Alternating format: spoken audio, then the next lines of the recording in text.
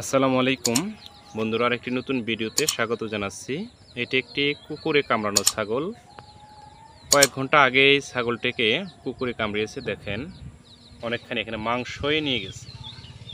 3টা কুকুরে একে ধরেছিল।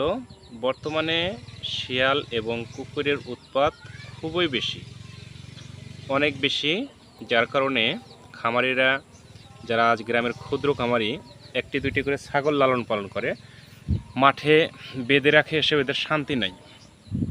ভুট্টার আশেপাশে যদি বেঁধে রাখে শিয়ালে ধরে নিয়ে যায়, আবার যদি খোলা মাঠে বেঁধে রাখে তাহলে দেখেন কুকুরে কামড়ায়, অনেক সময় মেরে ফেলে। এই ছাগলটির এখন কিন্তু বাচ্চা পেটে। এই হলো আমার ছাগলের খামারি ভাই। এটা 3.5 মাস 4 মাসের মতো হচ্ছে বাচ্চা পেটে, আর কিছুদিন পর বাচ্চা দেবে। কিন্তু এই সময় দেখেন কি একটা অঘটন ঘটে গেল। 3টা কুকুরে ধরে একদম অনেকটাই কামড় দিয়ে জখম করে ফেলেছে, মাংস উঠিয়ে নিয়ে গেছে। তো সাথে সাথে একে প্রাথমিক অবস্থায় হাতে পলিথিন পেঁচিয়ে হুইল পাউডার দিয়ে হালকা কুসুম গরম পানি দিয়ে বেশ কয়েকবার ফেনা তুলে ধুয়ে ফেলা হয়েছে। নিয়ম হলো আসলে এটাই যে কামড়ানোর পর সাথে সাথে ক্ষার জাতীয় যে সাবানগুলো আছে, হুইল পাউডার বা বল সাবান, এই জাতীয় সাবান দিয়ে হাতে পলিথিন বা হ্যান্ড গ্লোভস পরে নিয়ে এটা সুন্দর করে ঘষে ঘষে ফেনা তুলে ধুতে হবে কমপক্ষে 5 থেকে 7 বার। এটা ধুলে অনেকটাই আপনার এটার অ্যাকশন কমে যায়। আর এর পরবর্তীতে ঘটনা হলে আপনার ভ্যাকসিন অবশ্যই দিতে হবে, র্যাবিস ভ্যাকসিন দিতে হবে। ভ্যাকসিন দেওয়ার নিয়ম হলো আজকে দিতে হবে 1 ml করে 2 পাশে গভীর মাংসে, পিছনের রানের মাংসে ডান পাশে 1 ml, বাম পাশে 1 ml, যেটা আমি ইতিমধ্যে দিয়েছি। আর প্রথম দিকে যখন কামড় দিল তখন এসে আমি একে শুধু অ্যান্টিহিস্টামিক ইঞ্জেকশন এবং 2 ml আর্থিবেট ইঞ্জেকশন ব্যথার জন্য দিয়ে গেছি। কারণ 3টা কুকুরে কামড়াইছে, অনেক ব্যথা আছে। এই ব্যথার জন্যই আমি একে ব্যথানাশক ইঞ্জেকশন করায় দিয়ে গেছি। তো মোটামুটি দেওয়ার পর থেকেই একটু পর থেকেই মোটামুটি খাওয়া শুরু করেছিল, মোটামুটি ব্যথাটা কমে গেছে। এখন এসে আমি ভ্যাকসিনটা দিয়ে দিলাম।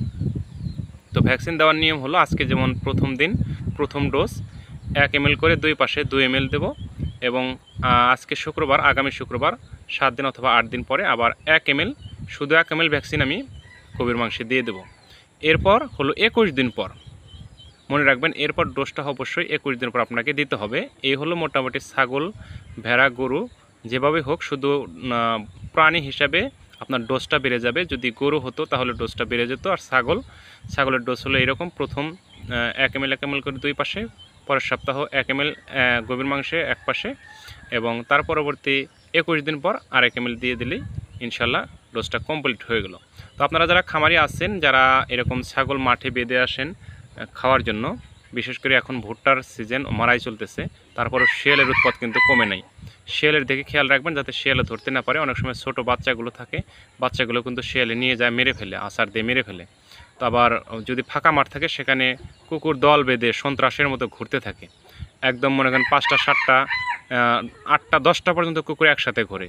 যদি মাঠে কোনো ছাগল ভেড়া পায়, 1টা 2টা যদি পায়, একেবারে সেরকম কামড় দিয়ে অনেক সময় কণ্ঠনালী ছিঁড়ে ফেলে, পেটের ভিতরে ছিঁড়ে ফেলে, ভুঁড়ি নাড়ি বের করে ফেলে, মেরে ফেলে। অনেক সময় যদি মানুষ থাকে আশেপাশে তাহলে রক্ষা পায় ইনশাল্লাহ। সেটা হলো আল্লাহর অশেষ রহমত। তো এইভাবে আপনারা আপনাদের খামারের যত্ন নেবেন। বন্ধুরা ভালো থাকবেন। অবশ্যই আপনাদের ক্ষুদ্র খামার হোক আর বড় খামার হোক, সেই খামারের দিকে খেয়াল রাখবেন। খামার আপনার যত্ন নেওয়ার দায়িত্ব কিন্তু আপনার পশুর সুস্থতার জন্য নিয়মিত কীটনাশক ওষুধ খাওয়াবেন, টিকা বীজ ব্যবহার করবেন।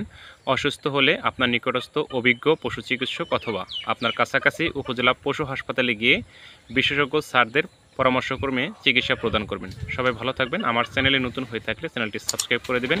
সবার আগে নতুন নতুন ভিডিও পেতে পাশে থাকা বেল আইকনটি বাজিয়ে দেবেন। আল্লাহ হাফিজ।